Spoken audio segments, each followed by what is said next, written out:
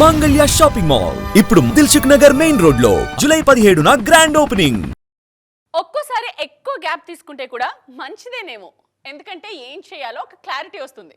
ఇప్పుడు ఇండస్ట్రీలో కొందరు కుర్ర హీరోలు చేస్తున్నది ఇదే, కావాల్సినంత గ్యాప్ తీసుకుంటున్నారు.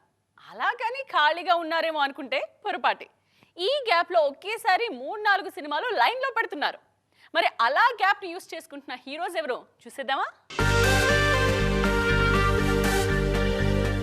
తెలియకుండానే కెరియర్లో బిగ్ బ్రేక్ తీసుకున్నారు నిఖిల్ సిద్ధార్థ్. ఆయన లాస్ట్ సినిమా స్పై విడుదలై 3 ఏళ్లు దాటేసింది. 2024లో అప్పుడో ఇప్పుడో ఎప్పుడో వచ్చింది గానీ అది కూడా ఎన్నో వాయిదాల తర్వాతే విడుదలైంది. గ్యాప్ తీసుకున్న ఒకేసారి 3 సినిమాలు రెడీ చేస్తున్నారు నిఖిల్. స్వయంభూ సిద్ధంగా ఉంటే ది ఇండియా హౌస్ షూట్ 50% పూర్తయింది. ఇక కార్తికేయ 3 ఆల్రెడీ లాక్ అయిపోయింది. నిఖిల్ నుంచి 3 సినిమాలు తక్కువ గ్యాప్లోనే రాబోతున్నాయి. మరోవైపు తేజ సజ్జా కూడా ఇదే దారిలో వెళ్తున్నారు. మిరాయి వచ్చి ఏడాది దాటినా తేజ సజ్జా నుంచి మరో సినిమా రాలేదు.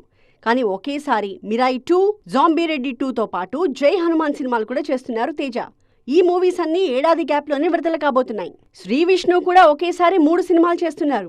కామ్రేడ్ కళ్యాణ్, రామ్ అబ్బరాజుతో చేస్తున్న సినిమాల షూటింగ్ వేగంగా జరుగుతుంటే హసిద్ గోలీ దర్శకత్వంలో రవితేజతో మల్టీ స్టారర్ ప్లాన్ చేస్తున్నారు. ఇక విజయ్ దేవరకొండ కూడా సెప్టెంబర్ 11న రణబాలితో రాబోతున్నారు. ఆ తర్వాత డిసెంబర్లో రౌడీ జనార్దన రెడీ అవుతుంది. విజయ్ చేస్తున్న శౌర్యు, విక్రమ్ కే కుమార్ సినిమాలు కూడా తక్కువ గ్యాప్లోనే రాబోతున్నాయి.